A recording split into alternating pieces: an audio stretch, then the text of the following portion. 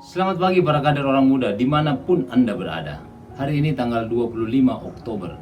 Judul dari materi kita hari ini adalah Reformasi dimulai dari dalam. Segera sesudah raja mendengar perkataan kitab Taurat itu, dikoyakkannya lah pakaiannya. Dari kitab 2 Raja-Raja bab 22 ayat 11. Para kader yang saya cintai, sepanjang sejarah pemerintahannya selama 31 tahun yang takut akan Tuhan, Raja Yosia dengan sepenuh hati mengikuti Tuhan dan memberikan dirinya untuk memimpin bangsanya dengan baik. Gairah rohaninya dengan cepat mempengaruhi Yehuda dan akhirnya membuat reformasi publik. Bahkan sampai hari ini, Yosia masih menjadi contoh dari prinsip Alkitab yang utama. Reformasi di luar dimulai dari reformasi di dalam. Seorang pemimpin harus mengalami perubahan secara personal sebelum dia bisa melakukan perubahan secara publik. Seorang pemimpin harus membuat dampak yang sama dengan bom atom. Mereka terlebih dahulu meledak di dalam, baru kemudian meledak di luar. Bagaimana Yosia bisa meledak di dalam sebelum dia meledak di luar? Selama 10 tahun pertama duduk di atas tahtanya, sementara dia masih remaja, Yosia mengutus beberapa orang untuk pergi ke imam besar untuk meneruskan kembali perbaikan bait Allah.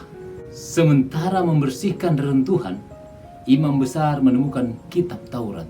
Safan, panitera raja, membacanya dan melaporkannya kepada raja. Dan bagaimana reaksi Yosia? Dia meledak di dalam dan dia mengoyakkan bajunya. Hatinya yang lembut dan kerendahan hatinya membuat dia membuat program reformasi nasional. Siklus berikut terjadi pada Raja Yosia. Mari kita perhatikan. Reformasi pribadi bergerak menjadi sebuah perubahan pribadi. Setelah itu mulai mencanangkan perubahan publik. Dan akhirnya sebuah reformasi publik terjadi. Para kader, menarik sekali.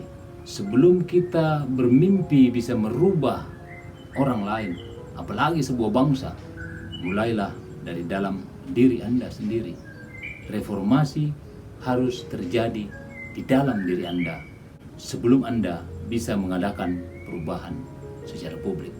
Berubahlah secara pribadi. Cari tahu apa yang perlu Anda rubah. Yosia menjadi contoh buat kita semua. 10 tahun pertama sejak dia duduk di tahtanya, walaupun dia masih sangat muda, dikatakan masih remaja, dia ingin mengadakan perubahan. Dan perubahan itu terjadi dimulai dari ditemukannya kitab Taurat. Dan setelah dibacakan kepadanya, dia betul-betul taat pada aturan, perjanjian, dan tuntunan Allah. Dia menjadi contoh raja yang sangat takut akan Tuhan. Dan dia juga diberkati. Dia mulai merubah dirinya dari hal yang paling kecil sampai yang paling besar. Dan setelah itu, dia bisa mencanangkan sebuah perubahan dalam skala yang lebih besar di bangsanya sendiri. Para kader, pertanyaan kita hari ini, perubahan pribadi apa yang perlu Anda alami supaya Anda bisa melihat perubahan publik? Selamat belajar dan berlatih. Tuhan memberkati kita semua. Amin.